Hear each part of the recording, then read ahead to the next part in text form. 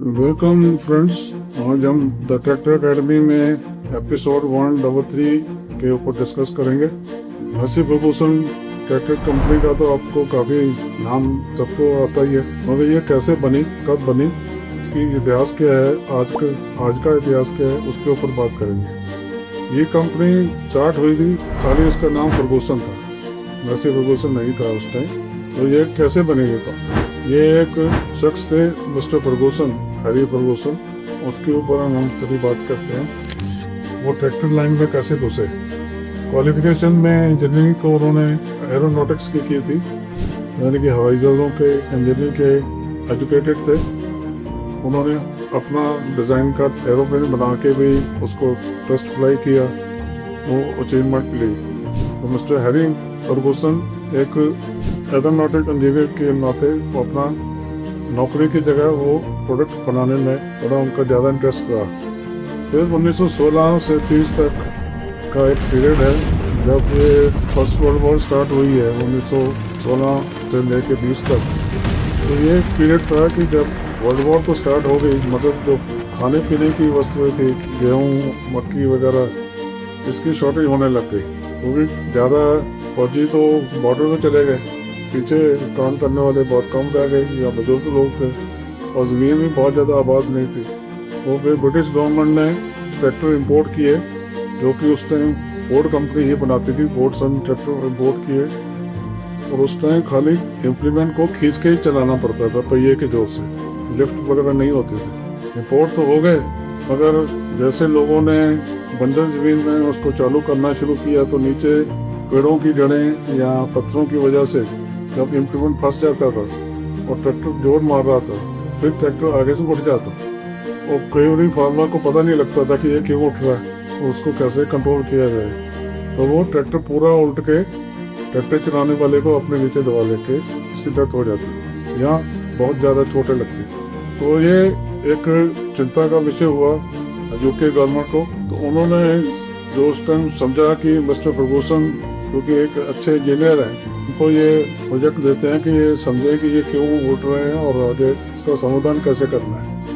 तो फिर उन्होंने समझा कि मेनली जो ट्रैक्टर को यूज़ करके हम जो पीछे से इम्प्लीमेंट खींचते हैं, अगर वो गलत जगह यूज़ होगा, गलत जगह उसका पिन डालेंगे ट्रैक्टर की साइड में, अगर वो पहिए के सेंटर से ऊपर होगा तो वो ट्रैक्टर को उल्टा सकता है किसी भी टाइम। अगर वो व्हील के सेंटर से नीचे रहेगा तो उल्टने का चांस कम हो जाएगा, खत्म नहीं होगा मगर कम हो जाएगा। तो ये दो स्टडी के बेस पर उन्होंने उसके ऊपर समाधान ढूंढना शुरू किया कि ये गलती ना हो, क्योंकि जब उल्टना शुरू होता है ट्रैक्टर तो बहुत आधे पौने सेकंड में ही ट्रैक्टर एक ऐसी जगह पर खड़ा हो जाता है कि फिर वो वापस नहीं लेता, फिर वो उल्टी जाता है। इस दौरान अगर उसने कंट्रोल कर लिया चलाने वाले ने क्लच दबा कर, फिर तो उल्टने से रुक जाएगा।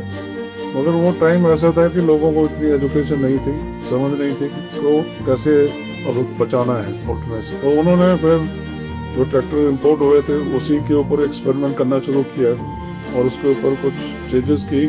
उसको उन्होंने नाम दिया ब्लैक फर्गूसन।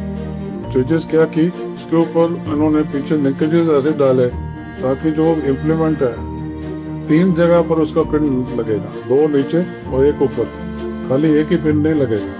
और ट्रैक्टर की लिफ्ट भी होनी चाहिए ऑटोमेटिक, ताकि वो लोड को कंट्रोल कर सके। अगर लोड ज़्यादा पड़े तो वो इम्प्लीमेंट को खुद ही उठा ले, ना कि ऑपरेटर की वेट करे कि वो उठाएगा उसे, ताकि उठने से रुक जाए। और इसलिए फिर ऑपरेटर का जो रिएक्शन है, अगर स्लो रिएक्शन है तो वो उससे बच जाएगा। तो ये सिस्टम इम्प्लीमेंट किया अपने एक्सपेरिमेंट ट्रैक्टर में।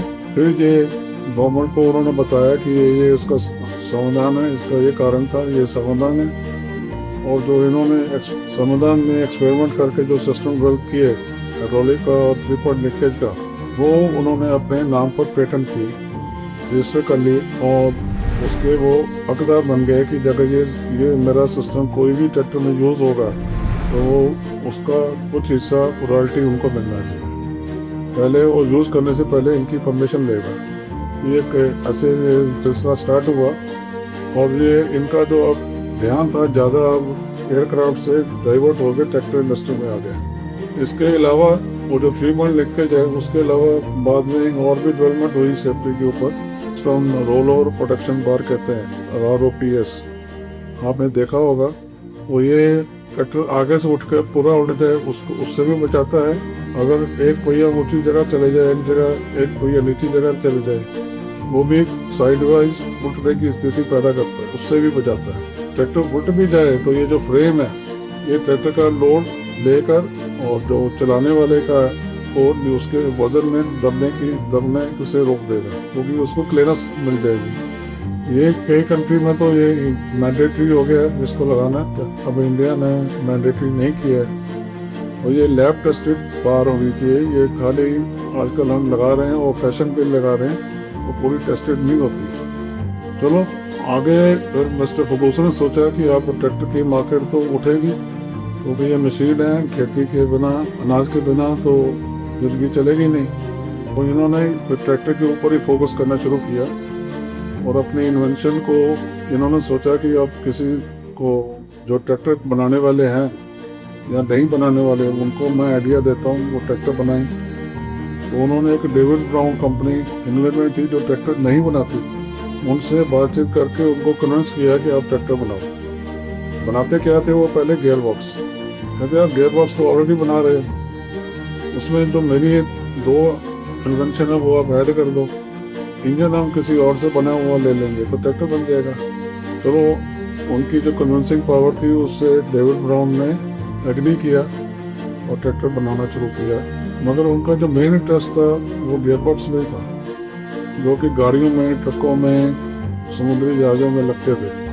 मगर ट्रैक्टर में उनका इंटरेस्ट बहुत ज़्यादा भी था। उन्होंने बनाने तो शुरू किए मगर गिनती कम थी, तो जिसकी वजह से मिस्टर फर्गूसन को मज़ा नहीं आ रहा था कि उसका कुछ हिस्सा ही रॉयल्टी उसको मिलेगी ना इसके प्रॉफिट में से, वो उससे उनका घर नहीं पूरा हो रहा था। तो फिर उन्होंने और सर्च किया कि और मैं किससे बनवा सकता हूँ। तो फिर उस टाइम ये था कि जो फोर्ड कंपनी थी उसका फोर्डसन ट्रैक्टर ही सबसे ज़्यादा गिनती में मिलता है। वो फिर उसने सोचा कि अगर मैं फोर्ड को कन्विंस कर लूँ, उनको अपना फार्मूला बता के, तो मेरे को और फायदा होगा। फिर वो अमेरिका जाके मिस्टर फोर्ड से काफ़ी मुश्किल से अपॉइंटमेंट मिली, वो इन्होंने अपना प्रोडक्ट डेमोस्ट्रेट किया, तो मिस्टर फोर्ड ने एग्री किया, ठीक है आपका जो इन्वेंशन है, आपका जो डिज़ाइन है बहुत अच्छा है, इससे ट्रैक्टर इंडस्ट्री को फायदा होगा।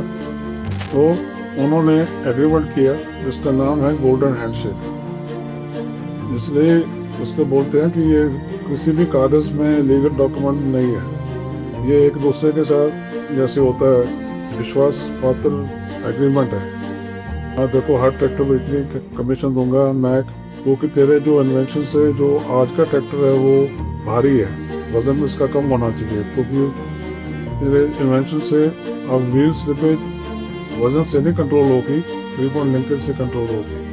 तो उन्होंने फिर अपने इंजीनियर लगा के पूरा ट्रैक्टर ने नया डिजाइन किया, नया कारखाना लगाया वो मिस्टर फोर्ड ने। और ये उन्होंने क्यों किया, एक तो अच्छी इंटरेस्टिंग इनोवेशन थी, दूसरा कंपटीशन जो उस टाइम जो बाकी ट्रैक्टर थे उनसे अलग हो जाएगा।